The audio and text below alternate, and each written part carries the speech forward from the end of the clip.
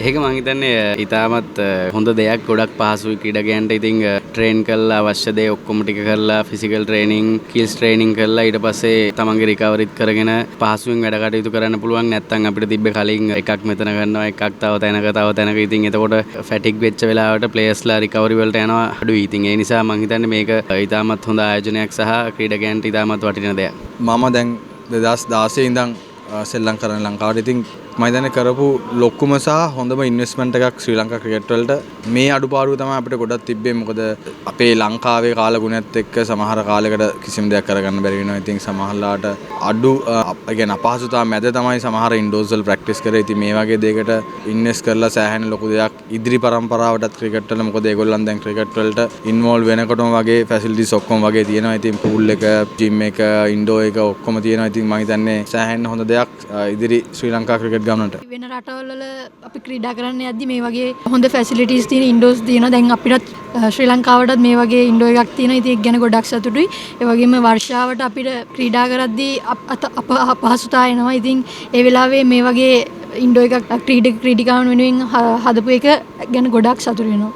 ඉතින් අපි ජාත්‍යන්තර ක්‍රීඩාංගන ටික ඇත්තටම හොඳම තත්වයකට දැන් ගෙනල්ලා තියෙනවා. ඕනම මට්ටමේ ජාත්‍යන්තර ලෝක ශූරතාවයක් තියන්න මේ ක්‍රීඩාංගන ටික සූදානම් ගරුව මහත්මතුමනි. ඊට අමතරව අපි තවත් හේතුවක් කොළඹට තව ජාත්‍යන්තර ක්‍රීඩාංගන අවශ්‍යයි කියලා මම හිතන්නේ අපේ ගරු සභාපතිතුමාගෙන් ඉල්ලීමක් කළා තියෙනවා. දියගම් ප්‍රදේශයේ කොළඹ ජාත්‍යන්තර ක්‍රීඩාංගනය හදන්න අවශ්‍ය කටයුතු සූදානම් කරලා තියෙනවා. ඒ වගේම යාපනයේ ජාත්‍යන්තර ක්‍රීඩාංගනයත් ඉදිරි කාලයේදී ඉදි වෙයි. ඒ අනුව අපි ජාත්‍යන්තර ක්‍රීඩාංගන 8කින් සමන්විත ලෝකයට අභියෝග කරන්න පුළුවන්, ලෝක කුසලානයක් තනියම කරන්න පුළුවන් ජාතියක් බවට ඉදිරියේදී අපිපත් වෙනවා. මේ මට්ටමින් නවත්තන්න නැතුව අපි අවුරුදු 5ක් තිස්සේ අපි වර්ෂයකට ක්‍රිකට් මැටින් 800ක් ඒ වගේම පාසල් තරග 12000ක් සඳහා අවශ්‍ය පන්දු සහ පාසල් 1000ක් සඳහා ක්‍රීඩා භාණ්ඩ අඛණ්ඩව ලබා දීලා තියෙනවා. මොකද ක්‍රිකට් වල කාලයක් තිබ්බ ඇඟෙන් ක්‍රිකට් ගහපු කාලයක්. කියන්නේ ඇඟේ හයියෙන් ගහන්න පුළුවන්. මම දැන් විශ්වාස කරනවා ක්‍රිකට් දැන් ඇඟේ හයියෙන් ගහනවා වගේම ඊට එහා ගිහිපු ඇනලිසිස් වලින් ඊට වඩා දියුණු තාක්ෂණය ක්‍රිකට් වලට ගේන්න වෙලා තියෙනවා. මොකද ලෝකේ ඒ ක්‍රිකට් ක්‍රීඩා කරන රටවල් ඒ දියුණු තාක්ෂණය එතනට ගෙනල්ලා තියෙන හින්දා. ඒතර අපිට දැන් අර ගමේ ක්‍රිකට් ගහපු විදියට දැන් ක්‍රිකට් ගහන්න බෑ. ඒ පීරියඩ් එක ඉවරයි. එතකොට තමයි අපිට මෙන්න මේ වගේ හයි පර්ෆෝමන්ස් සෙන්ටර්ස් අවශ්‍ය වෙන්නේ. ඒකට මොන සෙන්ටර්ස් තිබ්බත් වැඩක් නැහැ.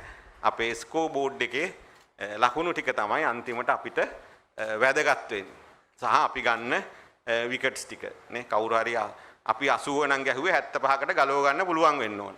ඒක තමයි ක්‍රිකට් කියන්නේ. එතකොට මොකද අපේ ක්‍රිකට් කාලයක් තිස්සේ වැටෙනවා, නැගිටිනවා, ආයේ එකක් දිනනවා, ආයේ පරදිනවා නේ. සිම්බාබ්වේට පාකිස්තානට ඉස්සෙල්ලා පරදිනවා, ආයේ දිනනවා නේ. හරි.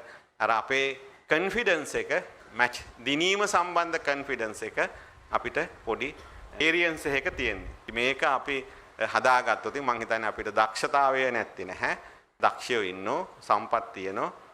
මේක අපිට ඉස්සරහට ගෙනියන්න පුළුවන්. ඉතින් මම ශ්‍රී ලංකා ක්‍රිකට් කණ්ඩායමට සුබ පතනවා අපේ ඉස්සරහා තියෙන පාකිස්තාන් ටුවර් එක, ඊළඟට ඉංග්ලන්ඩ් ටුවර් එක, T20 World Cup එක ලංකාවේ ක්‍රිකට් නැවත වෙන දිශාවකට හරවන්න, නැවත ලාංකීය ප්‍රේක්ෂකයා ක්‍රිකට් වලින් ජයග්‍රහණ හඹා ගිහිල්ලා ප්‍රේක්ෂකයාව තෘප්තිමත් කරන්න අපිට අවස්ථාව ලැබේවා කියලා ප්‍රාර්ථනා කරමින්